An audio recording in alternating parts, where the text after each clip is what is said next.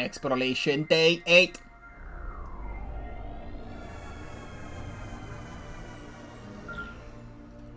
Let's talk a little bit. This area is quite warm compared to other regions on this planet. Quite warm. This is a tropical paradise compared to the Arctic wasteland where I crash-landed. I would love an Arctic cold fruit juice right about now. Well, Brittany, I think we've earned a little reward. Perhaps we could go for a nice refreshing swim. No! I mean, with all due respect, sir, the oxygen concentration here is much higher than that on Kopai. Removing your spacesuit would wreak havoc on your system. Alright, calm down, Alf. Go get your swim trunks in a bunch. The variety of fruit on this planet is truly impressive. Sometimes I think about making a home here. Might be nice. All the juice you could drink. Do you think people ever visit this planet on vacation? I don't know, but right now, the people of Kopai are depending on us to stay on the task at hand. Yes, of course, Alf. I was just wondering if tourists would like it here. No harm in that. No harm in that, indeed. Also, that's interesting.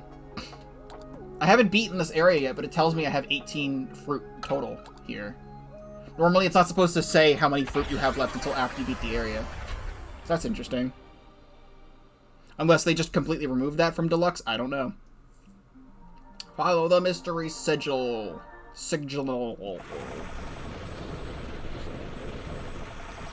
Get our little disgusting onion friend. Alright, I think I want reds and yellows for this fight. Rocks are not going to be that useful, so we're going to grab a bunch of reds, and the rest can be yellow.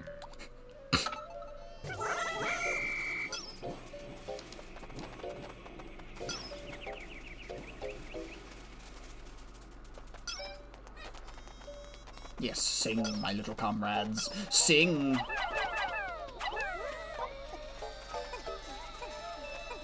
Go get that. Gotta throw the captains across. We're picking up a strong signal. We can't seem to actually reach it. If we had a third party, we might be able to. But I just got an out-of-office message from the boss. He probably doesn't get much reception at the beach. We kind of want a beach too. It's not quite the same.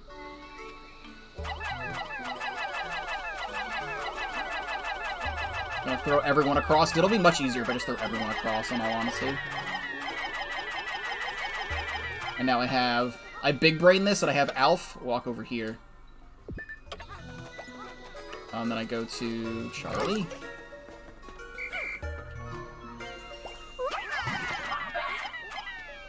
I almost thought I messed that up. Let me just lock onto that. That'll be much easier.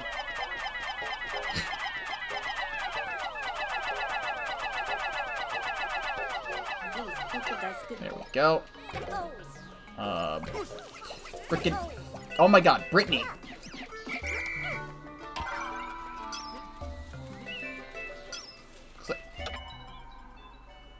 One red Pikmin got left behind, are you kidding? Oh well. Oh no, you're gonna crush Alf! You're gonna crush Alf! Look out! Okay, good. Now I go to... You know, let's get Charlie. Let's have Charlie walk back here for now. I don't need 3 captains for this.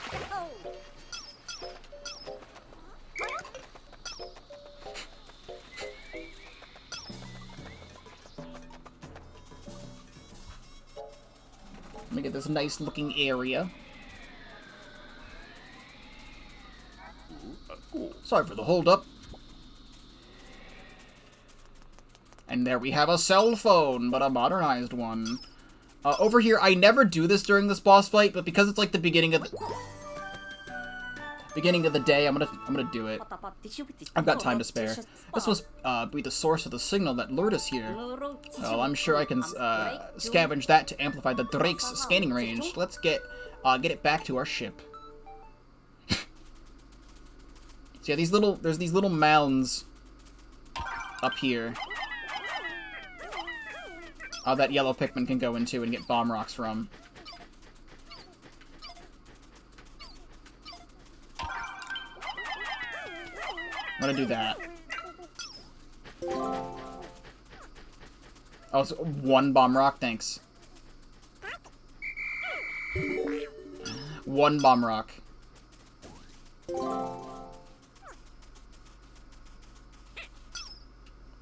Thank you for the 1 bomb rock. Alright, cool.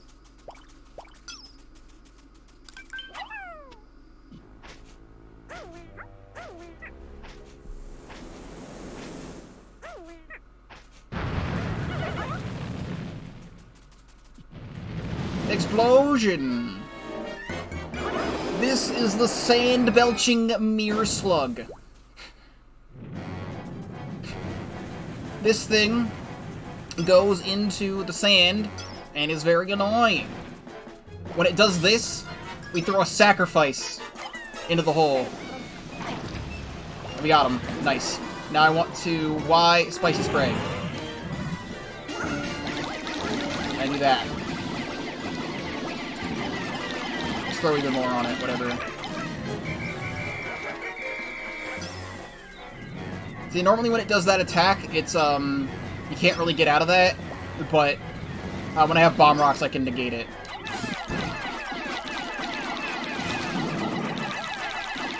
So make sure I'm not using the bomb here. Ow.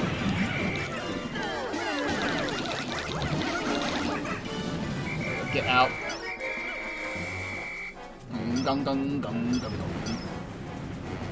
gung. Sometimes the Pikmin pathfinding can be really stupid. I don't quite understand why, because I thought they fixed a lot of things in this, but, you know. Yeah, they'll sometimes just run into the water and not just go back to you. It's really stupid.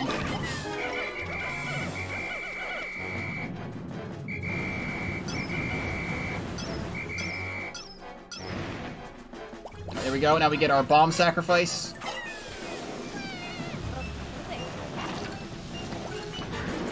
And now we spicy spray again.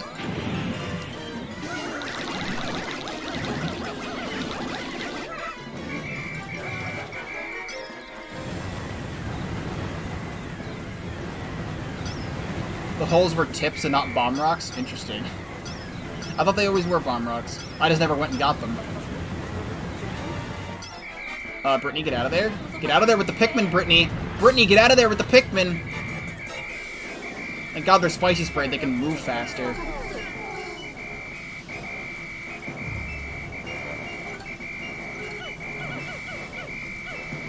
Can you stop this? I mean, they just put the tips out in the open. I grabbed them already, so... Also, some of these Pikmin are just, like, stuck. For some reason. There we go.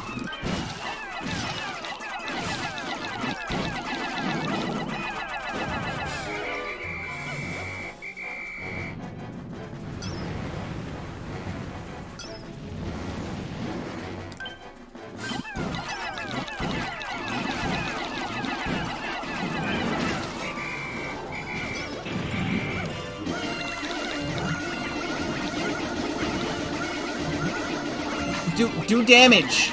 Damage the boss! What? They're getting stuck in the sand for some reason. Like, that absolutely should have killed him. They're just getting stuck in the sand and not moving. Now I have to do a whole nother cycle of this.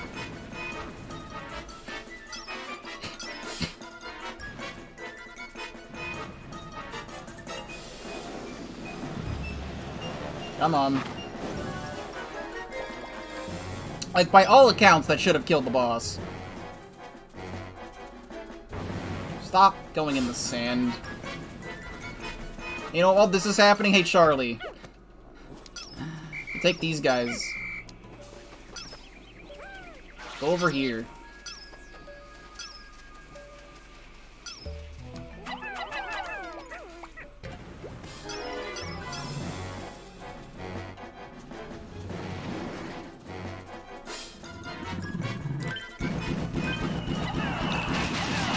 Please kill the boss this time. Oh my god. This is like the worst sand-melting mirror slug fight I've ever done. Please go up again. Okay, we're fine. This has taken like actually half a day. It never takes this long. What are you attacking? Bleh. Hey. Ferrets! They didn't change the ferrets. I love the ferrets. They're so cute. Duel of Duels. Defeat the sand-melting mirror slug in story mode. So I'm gonna care about this first, before I do anything else.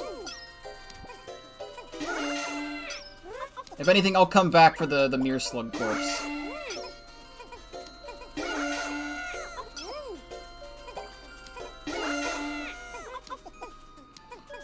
I just want to get the watermelon back first.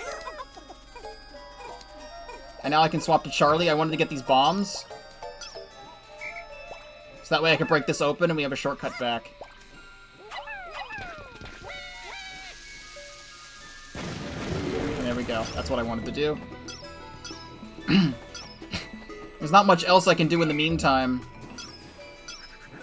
Other than just, I guess, harvest these. Because, sure. I mean, I really don't need to harvest the sand-melting mirror slug. I can just kind of leave it there.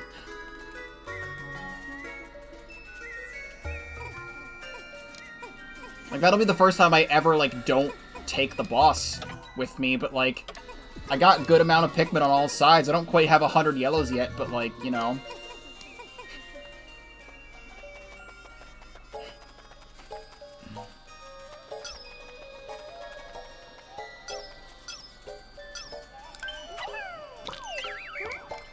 I can just harvest other enemies for that. Why do they do this? I've never seen the Pikmin do that in Vanilla Pikmin 3. They just kind of spin.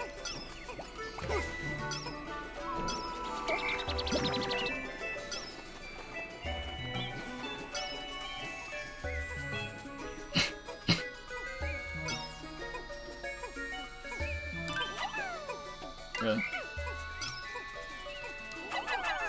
Why?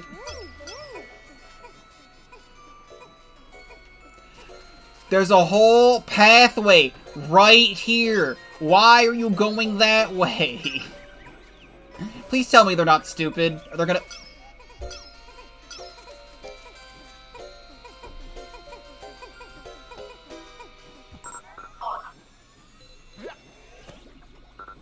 Alright. Aha! Looks like an incoming message from the Drake. Analyzing recovered item. Folded data glutton. A communication device once used on this planet. Its signal strength is very powerful and contains technology unknown to Kopai. Its transmitter is fully intact. This can be folded in two? Unbelievable. And you know, we get ferrets, which is the best part, because they're adorable. I'll have Alf inspect this and see if we can use any of its components in the Drake's communication system.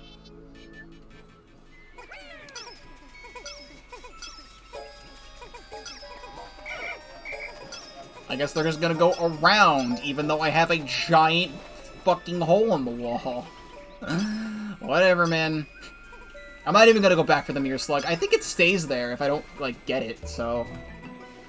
Like, no other predator is gonna go, like, eat the decomposing corpse. I think that's fine over there.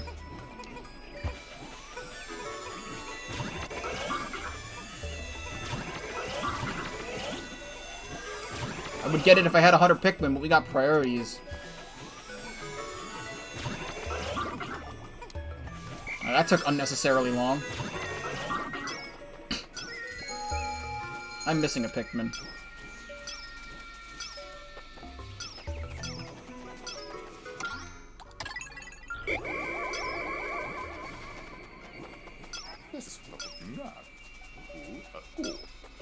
Okay, where even is it? I don't... Oh, there's a red over there, okay. Yeah, there was a red that I missed, apparently.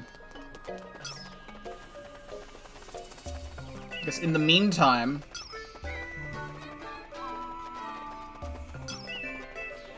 I can go get this fruit over here.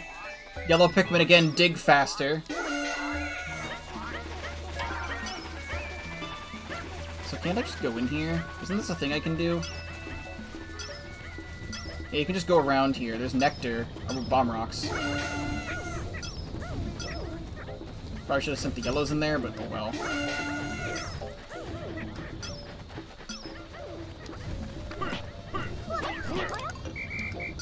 Also, there's always these random fire geysers in here. Also, this is where the Olimar ship was.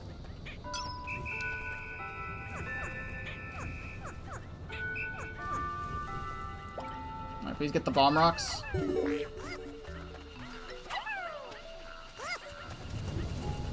No, I'm gonna be smart about this.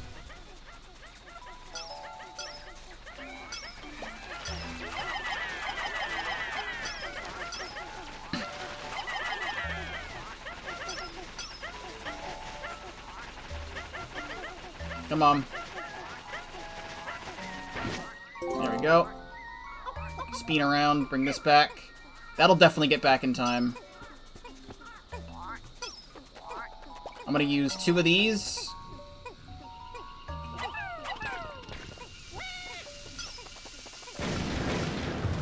I'm gonna use this last one over here. Kill the orange Bulborb with it. And I guess just bring it back because I don't have an orange Bulborb in the Piclopedia. I was gonna do that gate, but I think this is better. And then I can read all these entries at once. No, what am I doing?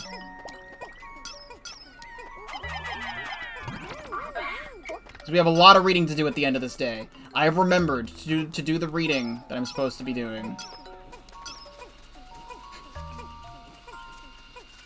Oh wait, I need the sand melting near slug though. Wait. That's why I needed to go back and get it. Well. Hey, you know what? The corpse stays there, I'm pretty positive. There's no way it's gonna, like, make it so that I can't get the thing. I have to come back here for 100% completion. I will get it then. We're not even gonna be able to read the thing. Anyway, lots of reading to do. We have Charlie's notes on all of these creatures now. The ability to hide underground and burst up to the surface whenever someone comes near, then retreat to recover again, just isn't fair. They'd be fearsome ambushers if they, you know, ever attacked. Dwarf Bulborb. They say to pick on someone your own size, and for these creatures, that's us. Someday, it'll grow to be as big and bloodthirsty as its adult relatives. That's false. They're bread bugs. They're not Bulborbs, so they're not going to grow. I don't know. They don't like changed species. I don't know. Why does everything have to get meaner as it ages? Why can't they ever get cuter? This red bruiser gobbles up Pikmin like candy. The standard approach is to attack it from behind while it's asleep. That may seem callous, but it would do the same to you if it could. Stow those feelings and strike. Keep pressing the wrong button. White Spectralid. It's a flighty one, in both senses of the word. But even if it would stay still, I don't have the heart to unleash my steely fists on this poor thing. The cowardly blob holds Pikmin hostage within its own body. Its fatal mistake is not sucking up every last one until my little troops. The last survivors are much thirstier for revenge. Armored Maudad. I'm so proud of my crew for managing to take this beast down without me. It's especially impressive because they did it without my combat training or steely fists. It's good to know I set such an example for them to live up to. Be careful or this one will cook your goose. I don't know whether it's a nose or a mouth shooting those flames, and I don't care. What's important is that me and my troops are long gone when this fire hits. They're like walking catapults. The way they hoist those crystals and launch them as if they were mere pebbles. A crafty adversary might lure them into launching the stones at each other or themselves. An adversary like me. So there was no other thing for that. I don't understand how it manages to hang in the air at the height of its jumps, but I don't have to understand. I just have to get out of the way. And its weird hang time helps a lot with that. Let that be a lesson. Don't stand around gawking at creatures' weird attack moves. Do something about it. It's totally harmless, but sometimes there's a reason to defeat one. When that happens, the best we can do is to be merciful and land one solid strike on its back. Poor thing. I could go into my strategies for taking out these things, but why bother? They're nuisances, not threats. Plucking buried Pikmin is a relaxing activity that gives me a time to consider how to tackle critters that can do serious damage. It's tough to I've been doing this. I forgot to move the face cam. Just remembered. It's tough to beat a defense made entirely out of scorching flames. If you don't take it seriously, it'll be way too hot to handle. Fortunately, I'm just hot-blooded enough to take it, so as long as Brittany doesn't give me that icy stare. It looks cute and fuzzy, and that's how it springs its trap. Throw a few Pikmin on thinking it's easy prey, and then it'll zap the life out of them. The best strategy is to take a squad of yellow Pikmin. Then it's you who'll get the last laugh. They're more annoying than dangerous, but if you want to avoid the pushback from their rolling snowballs, it's just a matter of fancy footwork. Remember how you do your warm-up exercises first. You wouldn't want to get a Charlie horse. Good pun. Also, did I read Desiccated Skitterleaf? I don't think I have. I think these are new entries. These are all new entries that I haven't read yet. So now I have all 3 of them to read. Why didn't I read these before? Is it because I forgot? Yes. This is good camouflage. When you see a lone green leaf on the ground, that's suspicious. But a lone dead leaf? Nobody looks twice at those. Very well thought out. Spoilers on winged Pikmin. I'm not supposed to know those exist yet. Dead leaves are good. You can turn them into mulch and plant fruit trees, making something great out of something gross. The Pikmin know what I'm talking about, because they love dragging these guys back to the onion to do the same thing. These cowards act like dead leaves, then jump out and attack the Pikmin while we aren't watching. The only defense is to treat every dead leaf you see as a mortal threat. Sure, it's tiring to see danger everywhere. I look, but that's a small price to pay for saving lives. Fossbat. Okay, these do have entries. You don't need to carry these back to the onions, but the Fossbats do have entries. Whenever seen a substance... I've never seen a substance that completely dissipated under bright light before. Is it because it's a newborn, not yet fully formed? The front legs and wings are still a work in progress, but it'll make up for that in numbers. If you ever see something in a dark cave that looks like an egg, my advice is to destroy it while you still can. They're so cute when they're young. How can you say those little chirpy noises? And big wet eyes? Say no to those. A shame they grow into something so awful, and make me wonder what the captain was like in his youth. This timid little guy was the first wild creature I met on this planet.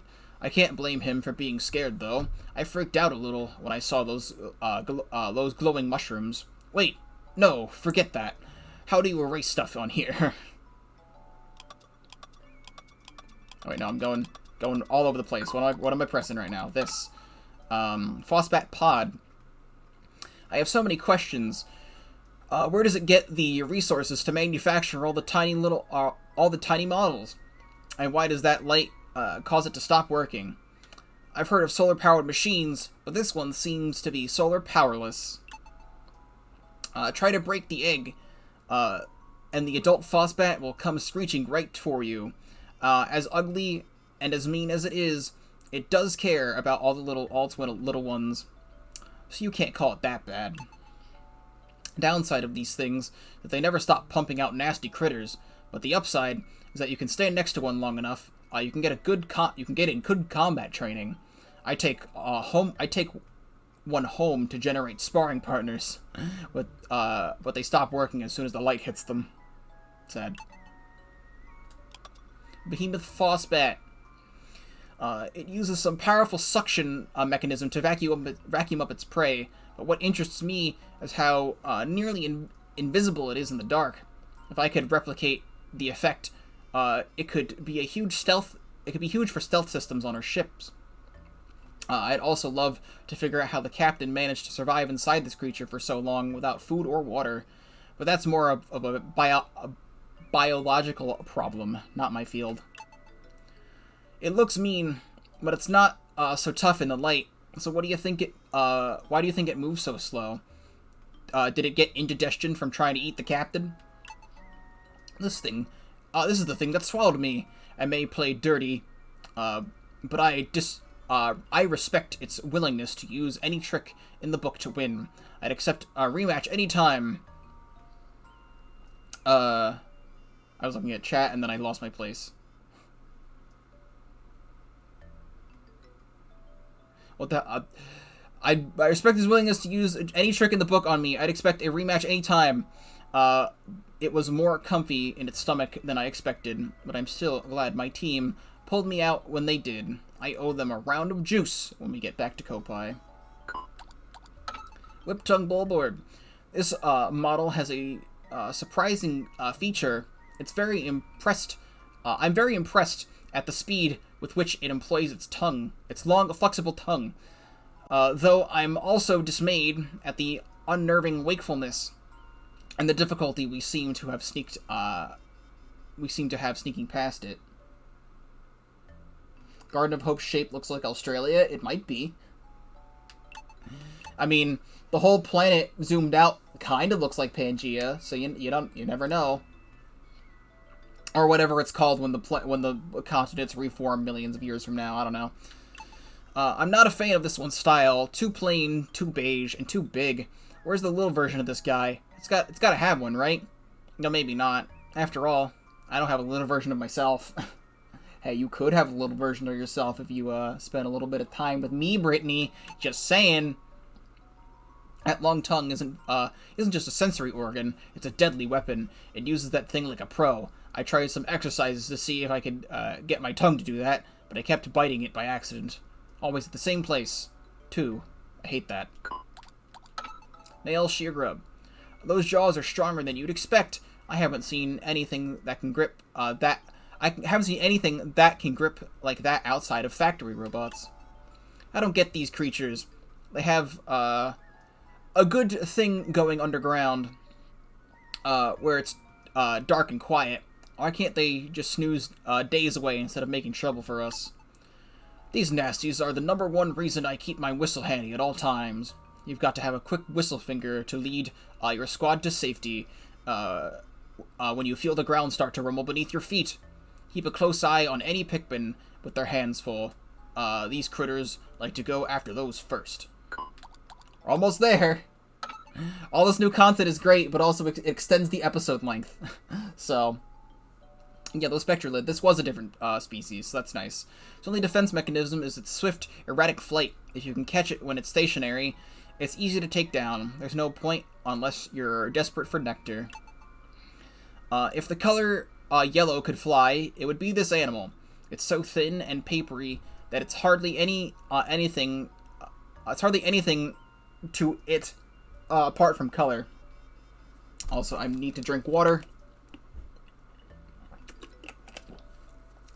I think I'd like to fly. But maybe not if I had to give up all my substance. This one's okay, as the wildlife on this planet goes. It's a nice shade of yellow. It's not as perfect as the color of my rubber ducky.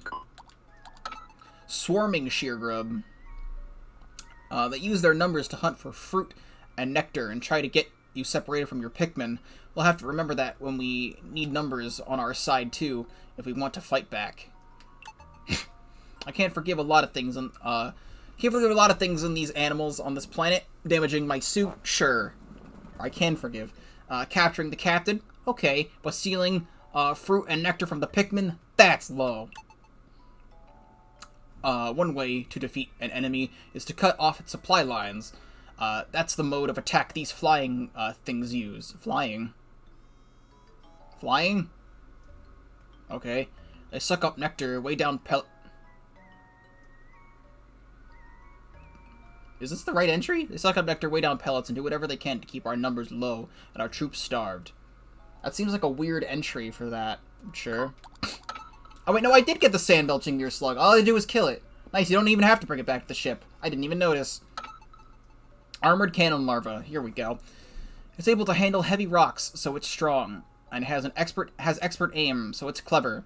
If it was better armored, it would be unstoppable. This thing eats rocks, the way I eat fruit. Its stomach is always full. It likes to spit out the seeds. Spews out rocks, as well as any heavy artillery I've seen. As well as any heavy artillery I've ever seen. Since we didn't bring any heavy artillery with us, I love to use this thing as a substitute. The trick will be figuring out how to lure our enemies into its line of fire.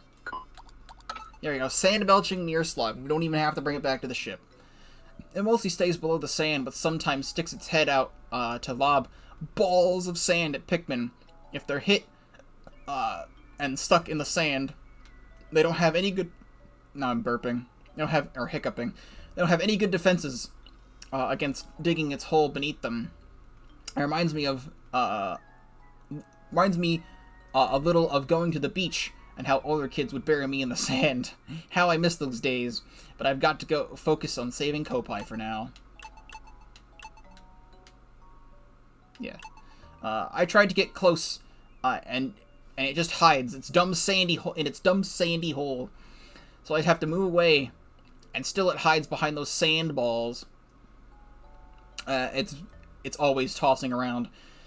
What has it got against me, huh? The area where we found this creature was practically a paradise. I still want to go back there and swim in the sand with my rubber ducky. Maybe the crew would let me do it if I called it training exercise.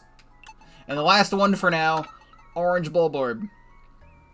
I appreciate the warning coloration to let us know it's more dangerous than other models. Anything that risky is best approached with a bomb rock. Hey, I actually did that while it sleeps. I did that. Nice.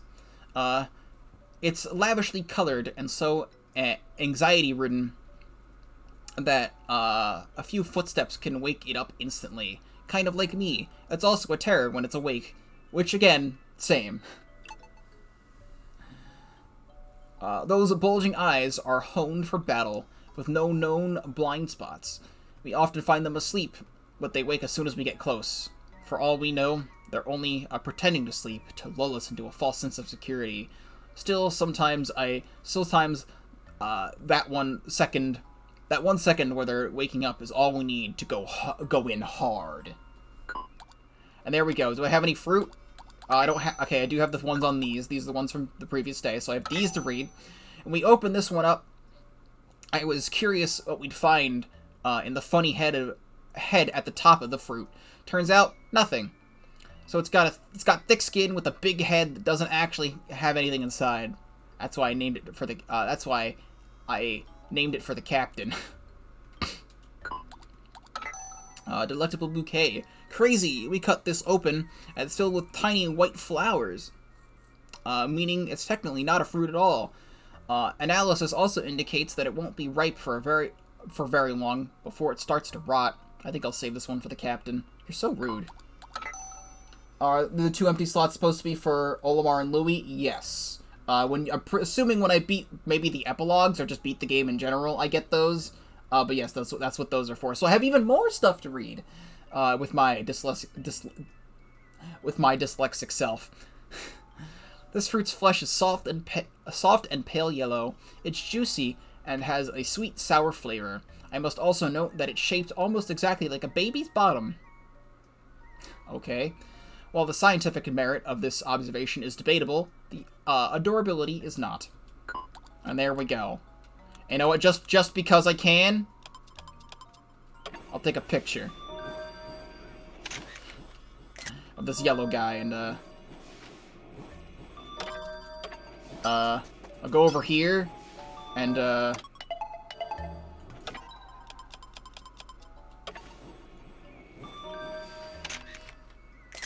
There we go. I like that. That's a good screenshot. That's a really good screenshot. There we go. Cool, and no Pikmin left behind as well. After all that reading.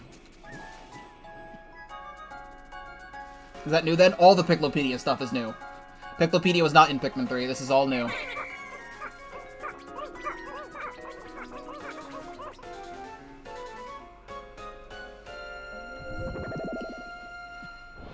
The juice reading stuff about, like, all the fruit that Brittany can list off, that was already in Pikmin 3, but I forgot to read it when I streamed it a couple months ago, so I'm reading it now.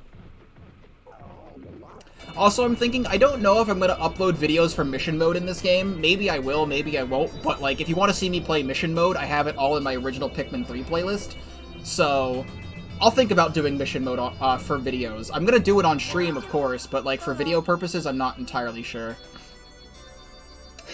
No fruit, yes! Dapper Blob. I'm gonna fast forward through all this. We have Crimson Banquet. This is gonna give nothing. This is gonna give nothing in Ultra Spicy mode. That normally would give like 3 full containers of juice.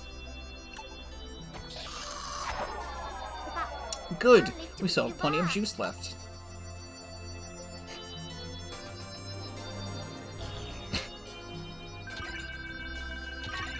And there we go. No Pikmin lost today during the sand belching fight. And those are all my numbers.